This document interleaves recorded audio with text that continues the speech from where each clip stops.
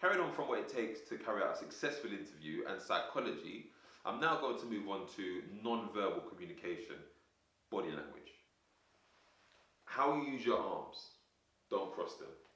This can come across very defensive and guarded. We tend to cross our arms without realizing it when we're either anxious or angry. Eye contact.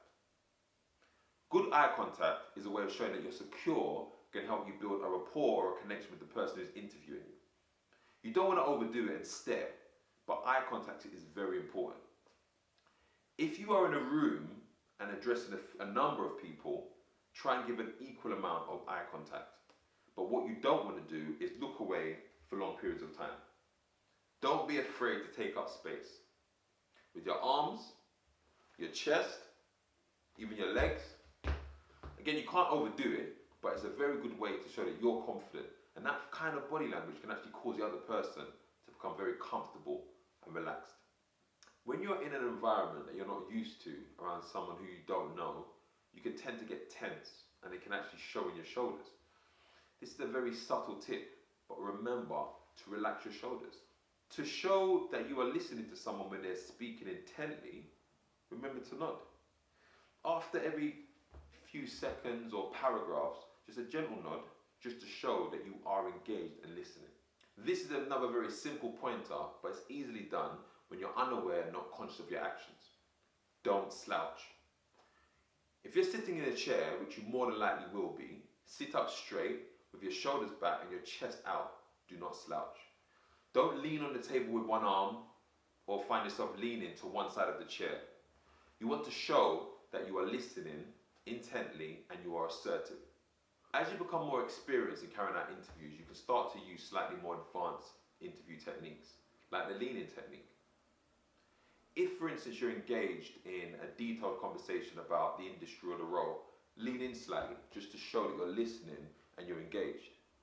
If the conversation switches to more casual matters, hopefully it will, to maybe hobbies and personal interests or just your personal life, then you can lean back, just to show that you're comfortable.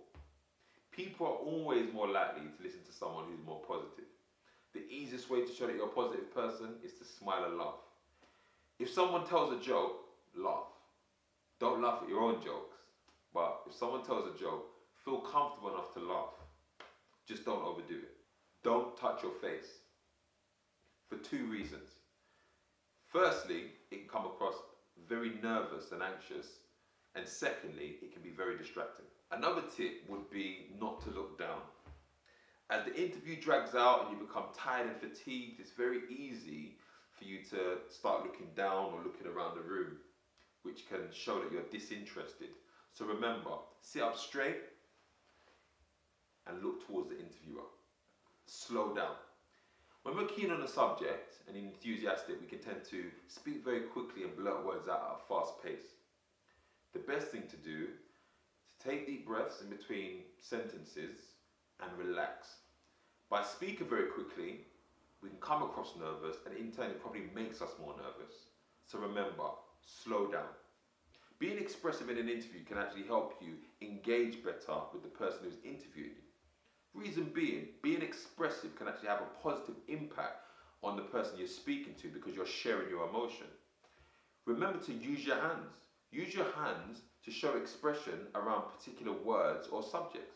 Another more advanced technique is mirroring.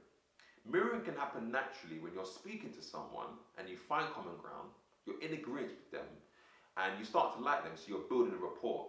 What can happen is you subconsciously start to mirror their bodily actions without realizing it. You can also do it on purpose if you want to engage better with someone, but you can't be obvious, so you may want to mimic very slight body language that they're using, like for instance the way they're positioned in their seat, the way they're using their hands, but you have to be very subtle. This is quite an advanced psychological skill, so you may want to do some more research into it and practice before trying it in an interview. Last of all, you need to convey a positive attitude during the interview. Some of the words and body language I've suggested will help you convey positivity. But more importantly, you need to make sure you're thinking the right things. You could imagine yourself receiving that phone call that you got the job. You could even imagine yourself doing the job, carrying out day-to-day activities. Or you could simply think of your most favourite person. Do whatever it takes to make sure that you keep a positive attitude and positive frame of mind during the interview. I would like to thank you for listening to the Speech Inspired Interview Skills Workshop. Look out for more workshops to come in the very near future. My name is Leon Jackson. As I mentioned, I'm the co-founder of the Speech Inspired charity. Also, feel free to visit our website on www.speechinspired.co.uk, where you'll find a lot of educational material.